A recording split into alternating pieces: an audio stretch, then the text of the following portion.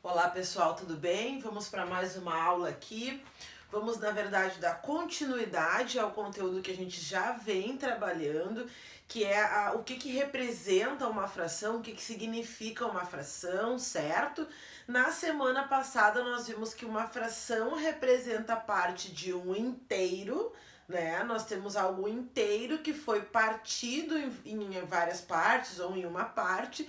E essa parte partida, então, pode ser representada através de uma fração. Por isso, então, eu digo que uma fração representa parte de um inteiro, certo? Se tu ainda não viu essa aula, volta lá na aula anterior e dá uma olhada. Como sempre eu falo, eu deixei o material primeiramente para te estar fazendo a cópia no teu caderno e esse vídeo, então, ele é um adicional ao teu conhecimento, certo? Já sabe também que tu não precisa ficar preso ao meu vídeo explicativo, tu pode assistir a outros vídeos aí que existem na internet, certo? Hoje nós vamos falar então como a fração como resultado de uma divisão, tá certo? Na verdade, a fração, ela é uma forma diferente de eu representar uma divisão, certo? O que é muito óbvio, né? Se na aula passada eu te falei que a fração representa parte de um inteiro, tudo aquilo que foi partido foi dividido, sim ou não? Então é muito lógico pensar, né, que a fração representa uma divisão. Aí lá, acompanha no teu caderno aí, porque lá eu deixei para ti um material para te copiar, que trazia o seguinte problema. 2 barras de chocolates, um resumo, né? 2 barras de chocolate deveriam ser divididas entre 5 crianças. E aí escrever isso através de uma fração, certo? Olha só. Então, como é que eu escreveria isso em fração? 2 barras de chocolate dividido entre 5 crianças. Tá aí, 2/5, certo? Mas antes de eu saber que a fração representa uma divisão, como é que eu teria escrito isso? 2 barras dividido entre 5 crianças. Tá vendo? Só que isso aqui é a mesma coisa. Eu poderia até escrever assim, né? Lá, os pequenos, lá nas séries iniciais, usam a divisão assim, né? Com um tracinho no meio. Ou vou armar e efetuar 2 dividido por 5. Tudo isso aqui, todas essas representações estão tratando aqui de divisão, certo? Então, uma divisão, uma fração representa uma divisão, certo? Então, eu posso calcular essa divisão, sim ou não? E aí, talvez eu esteja te trazendo algo novo, que é a divisão não exata, né? A divisão, o resultado da divisão é um número decimal. Um número decimal é um número com vírgula. Eu não sei se tu já viu esse conteúdo ou não, mas ele é muito tranquilo. Eu vou fazer alguns exemplos aqui no quadro. Peço que tu preste bastante atenção.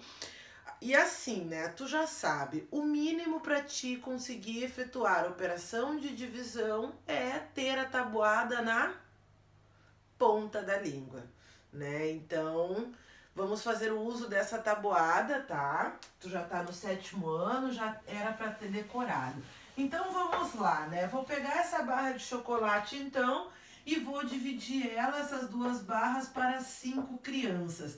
Aí eu te pergunto, quanto cada criança vai ganhar dessa barra? Claro que essa é uma situação hipotética, mas vamos lá.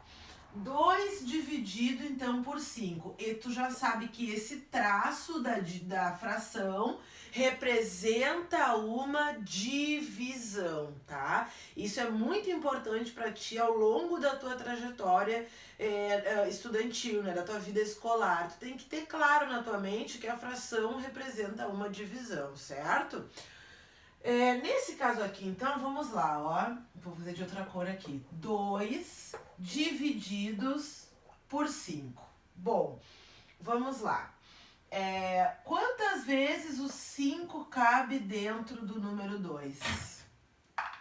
Não cabe, na verdade, o 5 não cabe dentro do 2, né? Tu tem 2 aqui, não tem como enfiar 5 aqui dentro. O que tu faz? Ergue as mãos pro céu e chama aquele zero que vem do além, tá? Tu pode acrescentar um zero aqui do lado do 20. Toda vez que tu acrescenta um zero, toda vez não, na primeira vez que tu acrescentar um zero, tu vai estar acrescentando aqui na resposta uma vírgula. E se não tiver número nenhum aqui, aí nesse caso, então, tu acrescenta também um outro zero aqui, tá? Eu vou fazer outros exemplos diferentes desse depois, tu vai me entender. Aí agora tu pode começar a calcular, ó. O 5 cabe quantas vezes dentro do 20? Aí eu vou lá na minha tabuada mental e vou lembrar que 5 vezes 4 é 20, né? Então o 5 cabe 4 vezes dentro do 20. Aí zerou. Pronto, terminei. 2 dividido por 5 é igual, então, 0,4. Eu poderia dizer que cada criança vai ganhar 0,4 de chocolate. Quanto que é, professora, 0,4 de chocolate? Eu não sei. E como eu te falei, essa situação é uma situação hipotética, é um exemplo apenas, é claro, tá? Quero te dizer aqui, ó, como tem apenas uma casa decimal aqui, eu leio esse número como 4 décimos, certo? Uma casa decimal é bem assim, ó. Vou te dar uma dica aqui, tá? Ó, 10, 1 0, não tem? Então aqui 1 0, uma casa decimal, então 4 décimos, certo? Um outro exemplo, se fosse 0,15, ó, duas casas decimais. Tu concorda que 100 tem dois zeros? Então aqui 15 centésimos e assim por diante, tá? Essa seria a leitura desse número.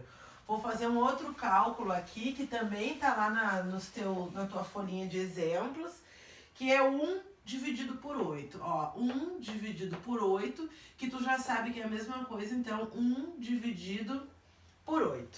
Escrevendo através de uma fração, então vamos calcular aí, ó. 1 dividido por 8. Ok. Vamos lá.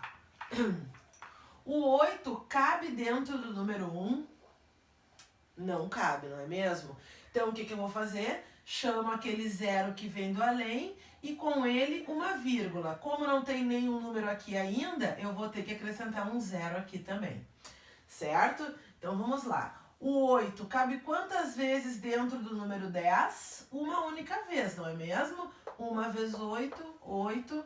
Aqui sobrou 2. E agora? Eu tenho que continuar essa conta. Eu não vou mais trabalhar com divisão com o resto, certo? Só tem uma situação que eu vou trabalhar com o resto que eu vou te mostrar daqui a pouco. Mas as minhas contas a partir de agora de divisão terão que ser contas exatas, ok? Então vamos lá. Bom, não tem mais nada que eu baixar aqui. O 8 não cabe dentro do 2. O que eu vou fazer? Baixo mais um zero lá do além. Só que agora eu não vou colocar outra vírgula aqui, tá, gente? Só uma vírgula. Só a primeira vez eu coloco vírgula. Depois eu não coloco mais. Então tá. Quantas vezes o número 8 cabe dentro do 20? 2 vezes, não é mesmo? 8 vezes 2, 16. Então o 8 cabe 2 vezes dentro do 20. O resultado aqui é 16. Bom, aqui vai sobrar então 4. Ó, já sei que eu não quero trabalhar com conta com resto. Meu resto tem que ser 0, ok? Então o que eu vou fazer?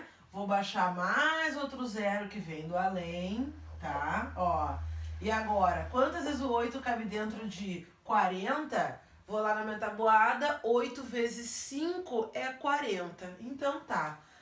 O 8 cabe 5 vezes dentro de 40 e o resultado aqui, 0. Zerou, beleza. 1 dividido por 8 é igual a 0,125. Como é que eu leio esse número aqui?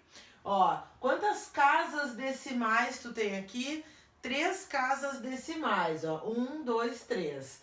Então, ó, que número é esse aqui que tem... direitinho. Que número é esse aqui que tem 3 zeros? Não é o 1000? Então aqui eu leio 0,125 milésimos, certo? Ok. Vamos fazer um outro exemplo aí. Agora eu vou fazer 3 dividido por 2. Então, 3 dividido por 2, ó. 3 dividido por 2. Me acompanha aí. Esse caso é um pouquinho diferente, certo? Olha só. Quantas vezes o 2 cabe dentro do 3? Cabe uma vez, né? Beleza. Então, aqui cabe uma vez 2, 2. Resto 1. Tu já sabe que tu não trabalha mais com conta com resto. Teu resto tem que ser 0, ok? Então, eu vou ter que continuar essa conta aí. Só que assim, eu não tenho mais nada para baixar aqui, para botar do lado do 1. E o 2 não cabe dentro do 1. O que eu vou fazer agora? Baixo aquele 0 do além. E sempre o primeiro 0 que eu baixar do além, como eu digo, e digo de brincando, é claro, eu vou acrescentar uma vírgula, ó. Tá vendo que já tem o número 1 aqui? Então, nesse caso, aqui eu não vou acrescentar 0, porque já tem um número ali, então não preciso preencher com nada. Eu só vou acrescentar o 0 aqui se não tiver nenhum número ali, certo? Então tá, baixei o 0, baixou o 0, casou com a vírgula, ok? Agora vamos lá então. Quantas vezes o 2 cabe dentro do 10? 2 vezes 5 não é 10? Então tá. O 2 cabe 5 vezes dentro do 10 aqui. E aí terminou minha conta, certo? Então olha aqui, 3 dividido por 2 é igual a 1,5. Como é que eu leio esse número aí? Uma casa decimal aqui, então 1,5 décimos, tá? Vamos continuar. Vou fazer outro exemplo aqui. 5 dividido por 9. 5 nonos, né? 5 nonos. Aí eu vou dividir, então, 5 dividido por 9. Vamos lá, me acompanha aí. Quantas vezes o 9 cabe dentro do 5? Não cabe, não é mesmo? Então, o que eu vou fazer? Acrescenta um 0 aqui e com ele a vírgula. Ó, nesse caso não tem nenhum número aqui, então eu vou preencher com o 0. Aí eu penso, quantas vezes o 9 cabe dentro de 50? Vou lá na minha tabuada e vou lembrar que 5 vezes 9 é 45. Ó, tô bem próximo. 9 vezes 6 é 54. Passou. Então, vou ter que usar o número 5, né? Então, o 9 cabe 5 vezes dentro de 50 e ele dá aqui 45, né? Sobrou 5. Bom, não tem mais nada que baixar aqui, o 9 não cabe dentro do 5. O que é que eu vou fazer? Baixar um 0 do além, né? Agora, olha só, cai no mesmo número que aqui. Então, já sei que o 9 cabe 5 vezes dentro de 50. Aqui, menos 45, sobrou 5. Bom, não quero conta que não seja resto 0. Então, vou continuar. Baixo o 0 do além. Ó, de novo cai no mesmo número. Já sei que o 9 cabe 5 vezes dentro de 50 e dá 45. Sobrou 5. Tá vendo que essa conta ela nunca vai ter fim? Esse é um caso que eu não preciso continuar e essa conta vai ter resto, porque na verdade ela é uma conta infinita. Ela é uma conta que não tem fim, porque eternamente vai ficar sobrando 5, vai dar 5 menos 45, sobra 5 e assim por diante. Então essa conta aqui, ela vai dar para sempre essa resposta aqui, ó. 0,5555555 infinitamente 5, ela não tem fim.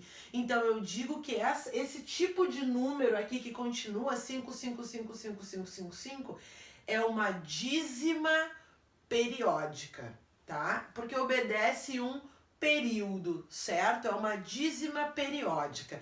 Nós não vamos nos aprofundar em dízima periódica nesse momento, mas tu precisa saber que um número infinito que se repete eu chamo de dízima periódica. E o número que se repete eu chamo de período. Nesse caso aqui, o período é o número 5. Tá certo? Então tu já sabe que essa conta vai ter resto, é o único tipo de conta que pode ter resto a partir de agora, tá? Por quê? Porque ela é uma conta infinita, né? Tu vai ficar calculando, vai ficar sempre sobrando 5 e o resultado sempre vai ser 5 aqui, tá? Essa então é a famosa dízima periódica, ok? Vamos lá, mais um exemplo, tá? Vamos lá, a fração então 15 terços. Já vou botar as duas aqui, eu vou te mostrar uma coisa. E 36 nonos. Eu te mostrei aqui exemplo de frações aonde quando eu efetuava a divisão ela não era exata. O resultado era sempre um número decimal, mas pode ser que isto não aconteça, tá? A divisão pode ser exata. Às vezes eu não preciso nem fazer cálculos, certo? Olha esse caso aqui que eu vou te mostrar então. Como eu já estou craque na minha tabuada, né? Aqui eu tenho o quê? 15 terços, que é o mesmo que 15 dividido por 3. Aí eu vou lá na minha tabuada e lembro que 3 vezes 5 é 15. Então 15 dividido por 3 só pode ser 5. Tá aí. Fiz a minha divisão sem precisar fazer cálculos e é uma divisão exata, certo? Olha esse caso aqui, 36 nonos, né? Que na divisão é 36 dividido por 9. Eu vou lá na minha tabuada e lembro que 9 vezes 4 é 36. Então, 36 dividido por 9 só pode ser 4. Tá aí. Então, a divisão, através de uma fração, ela pode ser exata ou não. Tá, pessoal? É isso, então. Qualquer dúvida que tu tiver, pode me procurar aqui pelo aplicativo do Class ou pelo WhatsApp. Estou sempre à disposição para te ajudar. Feito? Beijo, obrigada.